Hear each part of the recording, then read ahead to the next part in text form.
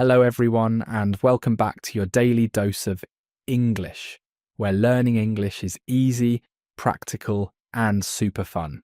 I'm Tom. And I'm Sarah. It's so great to have you with us today. How are you doing, Tom? I'm doing fantastic, Sarah. A little nervous, though, because today's topic is something that makes everyone a bit anxious. We're talking about job interviews. Oh, job interviews. Yes, those can be nerve-wracking. But you know what? They're also incredibly exciting opportunities. And today, we're going to make them a lot less scary by breaking down exactly what happens and how to handle it all in English. That's right. We'll cover the most common interview questions, how to talk about your experience, the questions you should ask the interviewer, and what to do after the interview is over.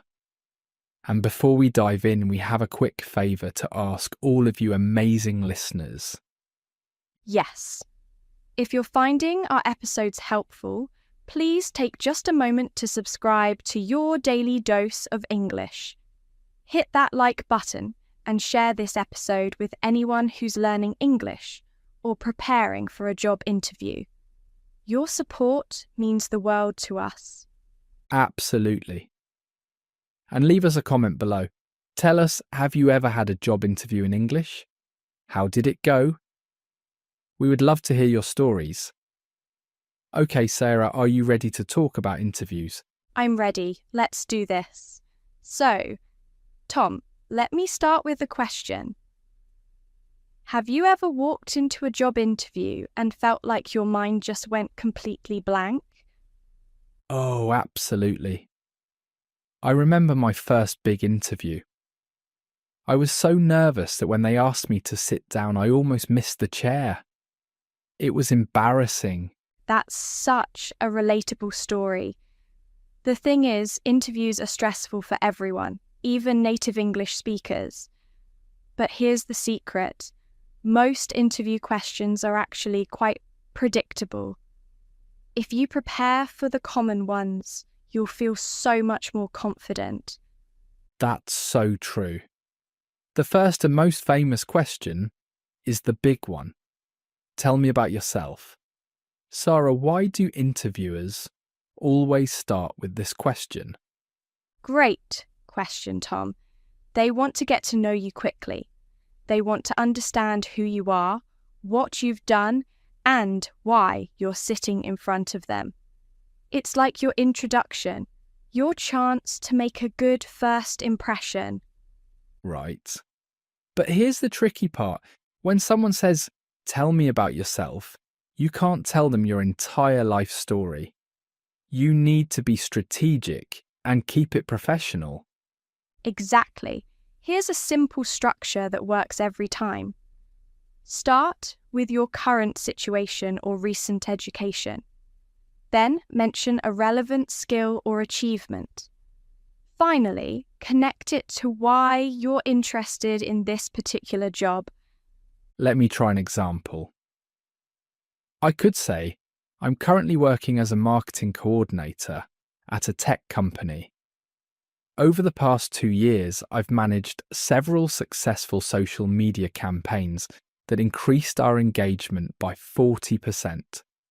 I'm really interested in this position because I want to take on more leadership responsibilities and work with a creative team like yours. That's perfect, Tom. Notice how you didn't talk about where you were born or your hobbies, unless they're relevant. You kept it professional, clear, and connected to the job. Exactly. And it was only about 30 to 40 seconds long. That's the sweet spot. Not too short, not too long. What's another common question, Sarah? Another big one is, why do you want to work here? Or why are you interested in this position? This question is testing whether you actually research the company or if you're just applying everywhere. Oh, this is so important. You need to show that you care about this specific company. Don't just say, "I need a job," or "the salary is good." Those might be true, but they're not impressive answers. Right. Instead, talk about what you admire about the company. Maybe it's their mission, their products, their culture, or their reputation in the industry. Then connect it to your own goals and values. Let me give an example. I could say, I've been following your company for the past year, and I'm really impressed by your commitment to sustainability. I'm passionate about environmental issues, and I would love to contribute to a team that shares those values.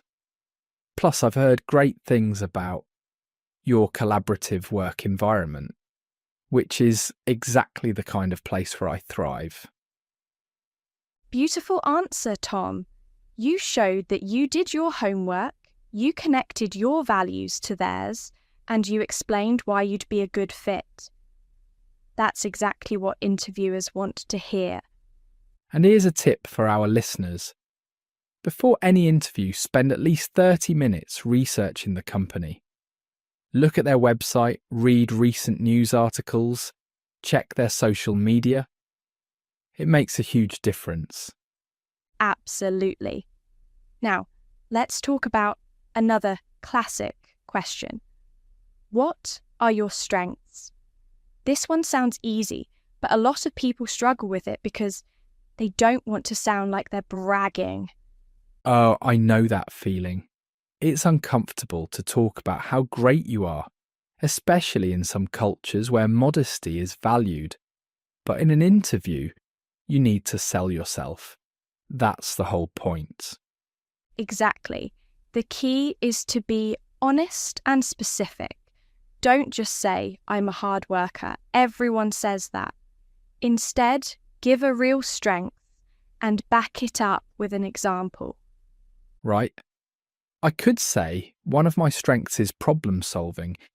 In my last position, we had a major issue with our inventory system, and I was able to develop a new tracking process that reduced errors by 60%.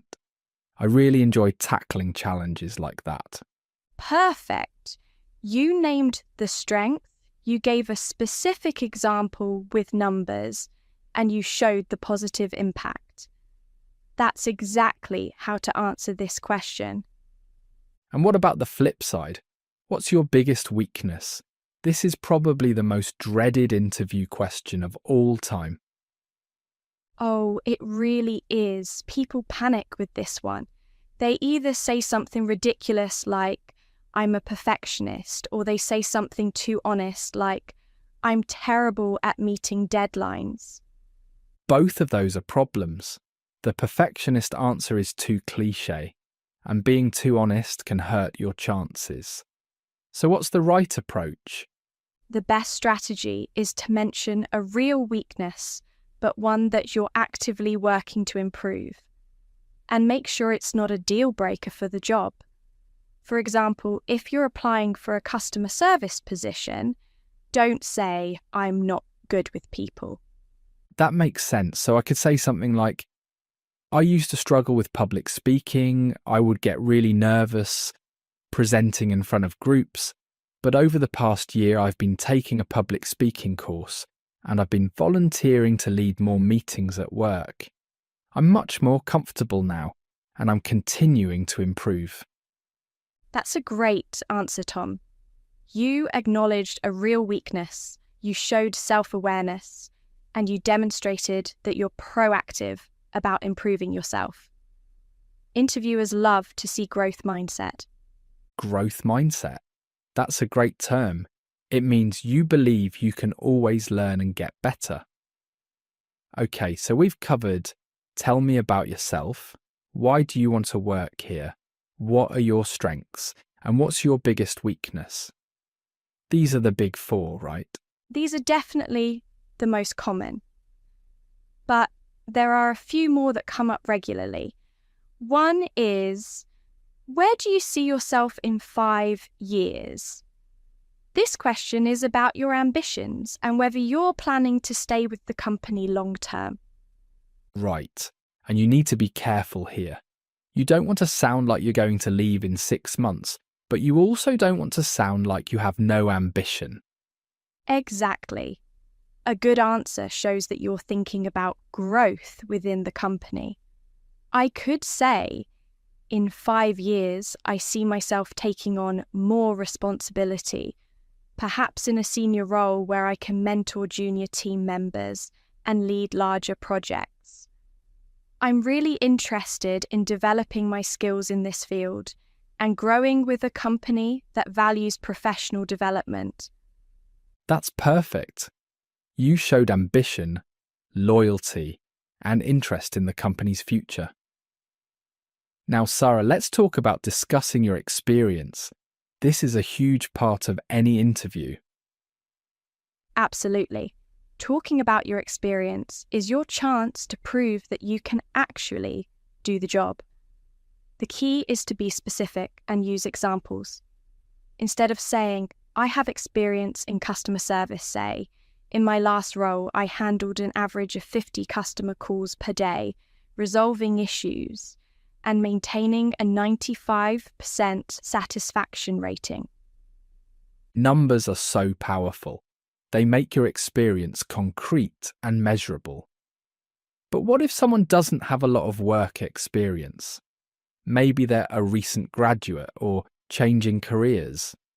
Great question. If you don't have formal work experience, talk about relevant skills from other areas.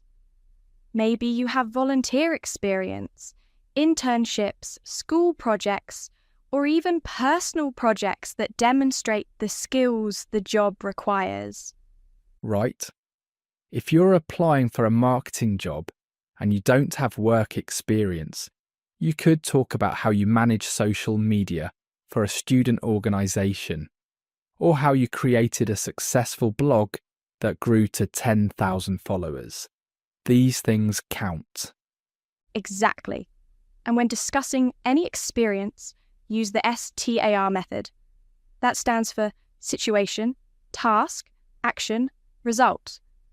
This is a structured way to tell a story about your experience. The STAR method. I love this. Let me break it down. Situation is the context, what was happening. Task is what you needed to accomplish. Action is what you actually did. And result is what happened because of your actions. Perfect. Let me give an example. In my previous job, we were losing customers at a high rate. That's the situation. I was tasked with finding out why and creating a solution. That's the task. I conducted customer surveys and interviews, analysed the data, and developed a new customer retention program. That's the action. As a result, we reduced customer churn by 30% over 6 months. That's the result. Wow, Sarah, that's a really strong answer. You told a complete story, you showed problem-solving skills, and you gave a measurable result. This is exactly what interviewers want to hear. And you can use the STAR method for so many different questions. Tell me about a time when you faced a challenge. Describe a situation where you worked in a team. Give me an example of when you showed leadership.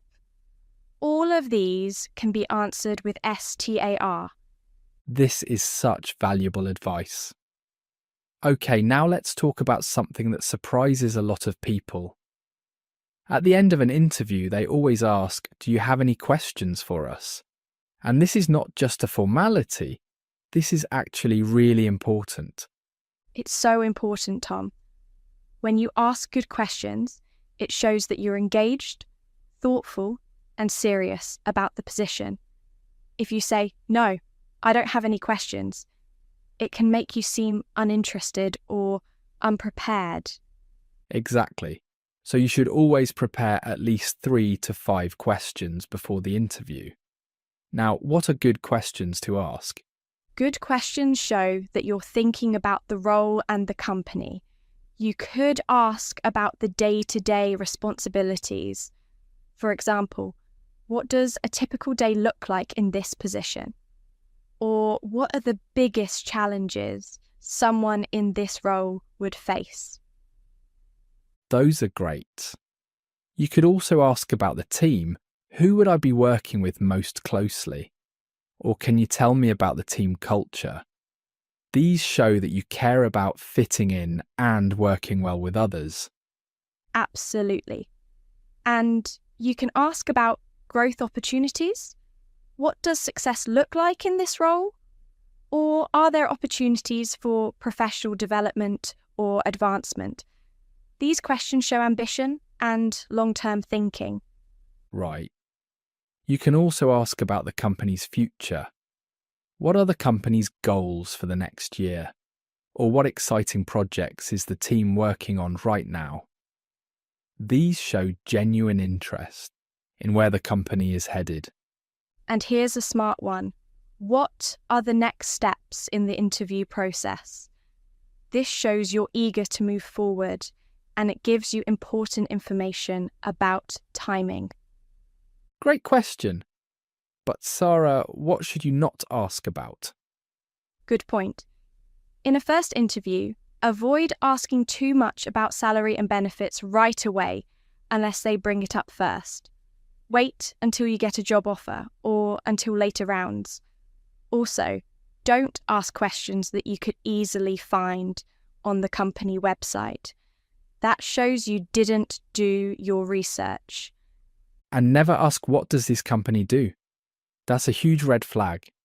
Always research the company beforehand. Okay, so we've covered the interview itself. But Sarah, what happens after you leave?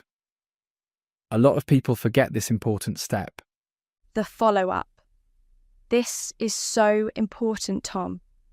After your interview, you should always send a thank you email within 24 hours. This is professional courtesy, and it keeps you fresh in their minds. And it doesn't have to be long or complicated. Just a short, polite email thanking them for their time and reiterating your interest in the position. Exactly. Let me give you a template.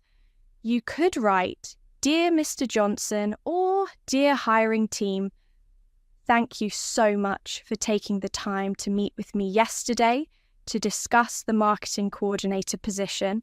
I really enjoyed learning more about your team and the exciting projects you're working on.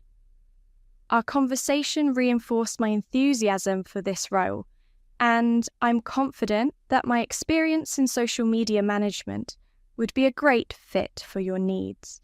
Please don't hesitate to reach out if you need any additional information. I look forward to hearing from you. Best regards, Tom. That's perfect, Sarah. It's professional, it's grateful, it's brief, and it reminds them why you're a good candidate. And you know what? A lot of people don't send thank you emails, so doing this actually makes you stand out. It really does, and if you don't hear back within the time frame they mentioned, it's okay to send a polite follow-up email after about a week. Just say something like, "I wanted to check in on the status of my application.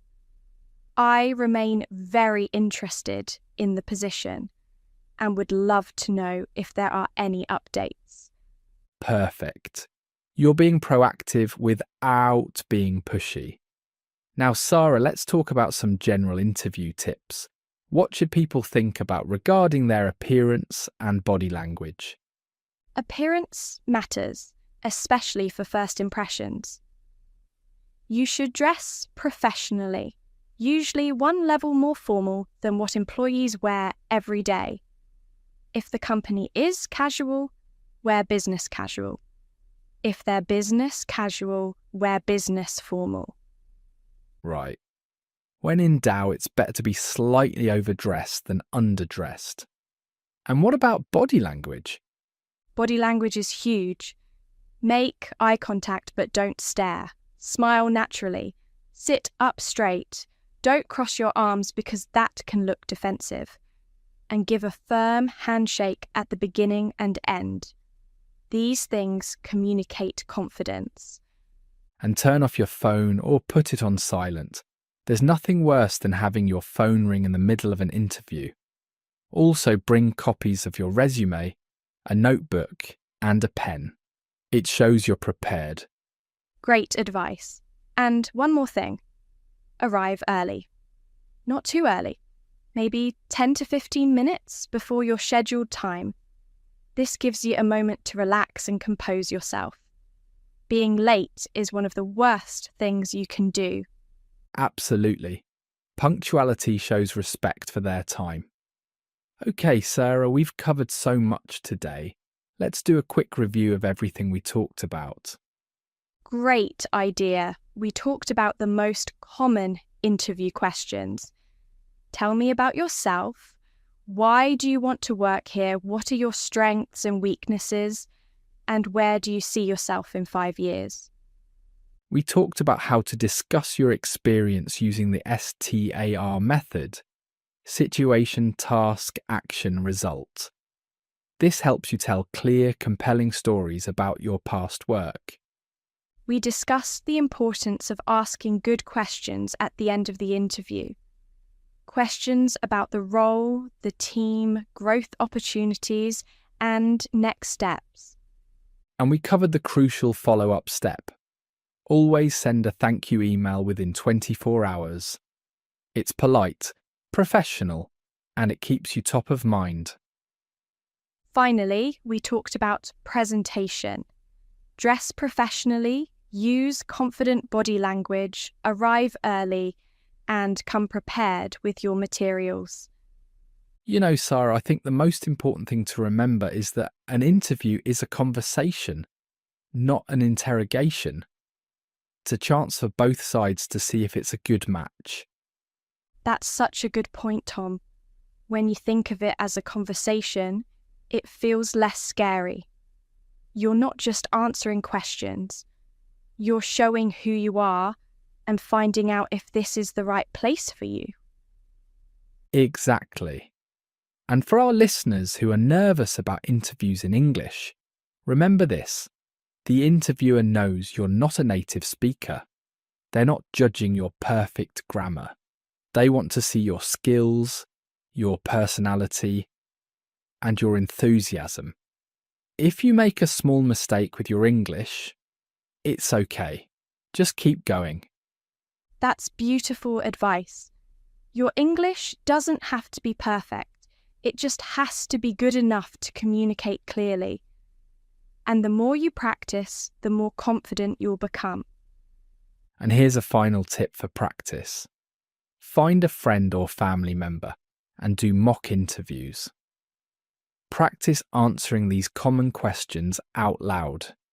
It feels awkward at first, but it makes a huge difference when you're in the real interview.